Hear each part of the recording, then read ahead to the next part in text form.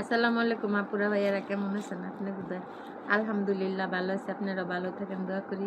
এই যে দুপুরবেলা ভাত খেতে বললাম ডিম বোনা ডাইল। বিসমিল্লাহ। আমি আগে আমার মোবাইল ছিল না। আমি মোবাইল কেনার জন্য টাকা চেয়েছিলাম, আপুরা ভাইয়ারা টাকা দেন নাই। আমার অনেক কিছু কইছেন, মেসেজ দিছেন। আমার বিয়ে হয়েছে নি, আমার জামাই আসেনি, আমার ছেলে মেয়ে আসেনি, আমি ফকিরনি, ছোট লোক, এগুলি কই আমার বকা দিছেন আপনারা সবাই। আচ্ছা যাক গে, সেটা আমি ভুইলা গেছি, মনে কিছু করি না। এখন আমি একটা ঘর উড়াইতেছি, চলতে পারি না। ছেলে 10,000 টাকা বেতনে কাপড়ের দোকানে চাকরি করে, 10,000 টাকা মাস ছেলে চলতে পারি না। আর আব্বু তো কাজ করে না, বেকার, টাকা পয়সা দেয় না। বয়স হয়েছে, কাজ করতে পারবো না।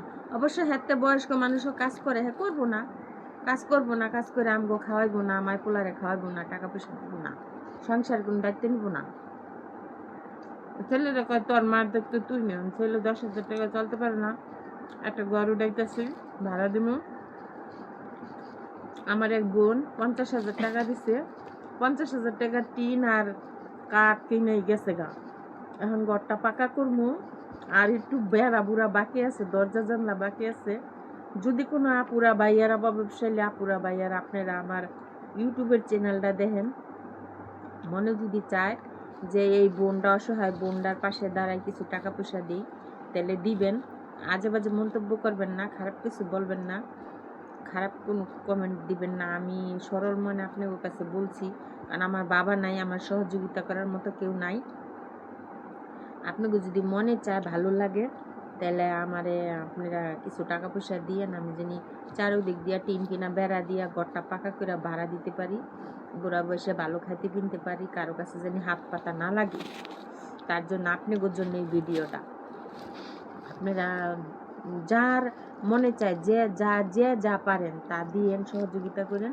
আমি যেন ঘরটা কমপ্লিট করে ভাড়া দিতে পারি, আমি যেন টাকাটা দিয়ে চলতে পারি। আমার ওষুধ টষুধ লাগে, আমার ভালো মন্দ খাইতে মন চায়,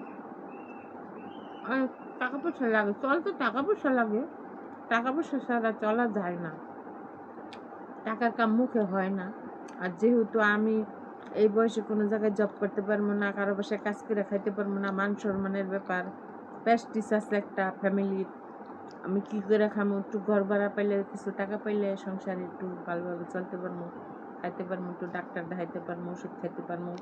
কারো কাছে হাত পাতলাম না, কারো কাছে বললাম না যে আমার কিছু টাকা দাও।